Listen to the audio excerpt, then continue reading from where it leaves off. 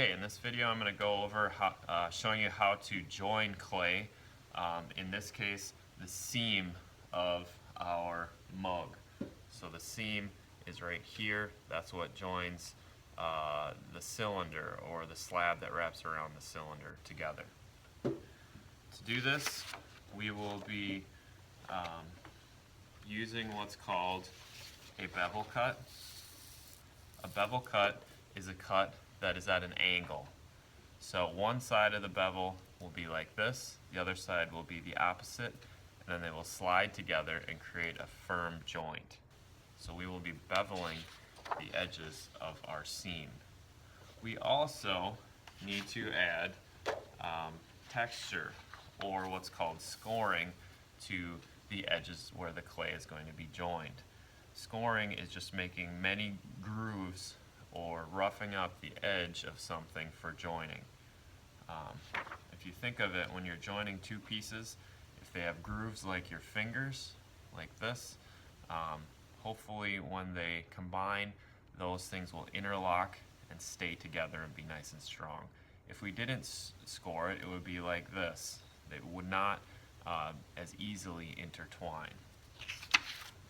In addition to scoring our beveled edge, we need to add slip. Slip is the liquid clay that's the consistency of yogurt that will go in between the scored areas and act as glue.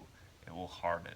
It is simply liquid clay, but it does help in making a nice solid joint.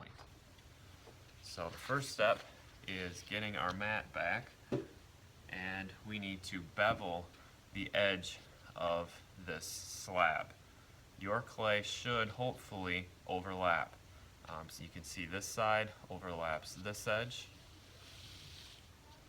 on my seam. If your clay does not overlap your can, if you have an opening like this or smaller, what you're going to have to do is you're going to have to carefully take your can out and make sure that it joins. So you're going to have to actually take your can out in order to do this cut and bevel.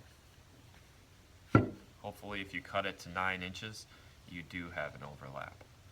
So my first step is beveling this edge.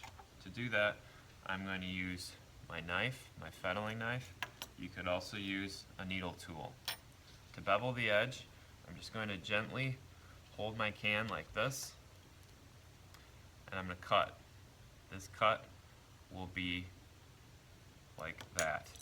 It's not a 90-degree angle cut, it's a cut. Hopefully you can see that like that. You can see it's angled a little bit, so it will kind of be like a slope, almost like a little ski slope that you're creating. And once you get far enough, you can cut it right against the can. The key here is not to cut too much off, otherwise it will not overlap. So there I've beveled that side, and if you look at it from the top, you can see how that's different than the 90-degree cut. Then I'll check, and it looks like mine will overlap nicely on the edge like that. So it'll create a nice fit. Now I just need to score and slip my edges. So I'm just going to take my needle tool.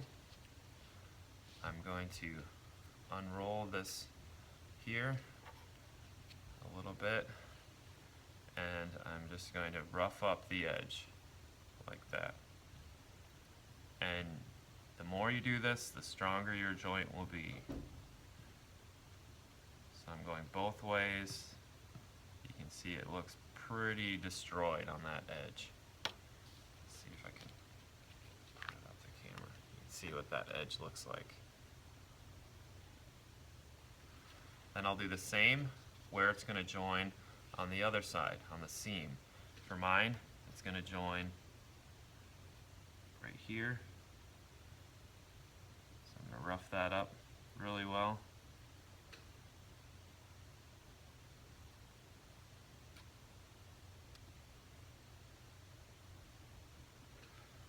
Last step is to get a little bit of slip. So the slip are in these cups. like this. You can see the slip. You can use some sort of tool to smear it on, like this.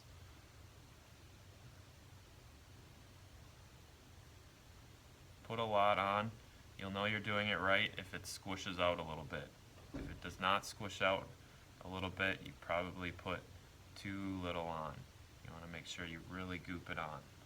And if you have a lot on one side, you probably don't need it to add to the other. Then I'll just roll it back up, make sure I get a tight roll here.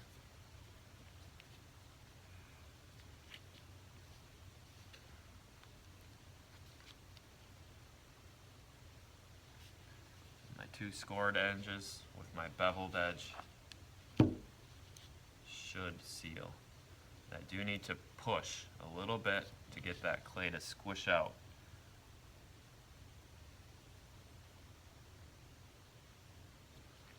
You shouldn't really see the seam when it's all done. You should just see a little line there.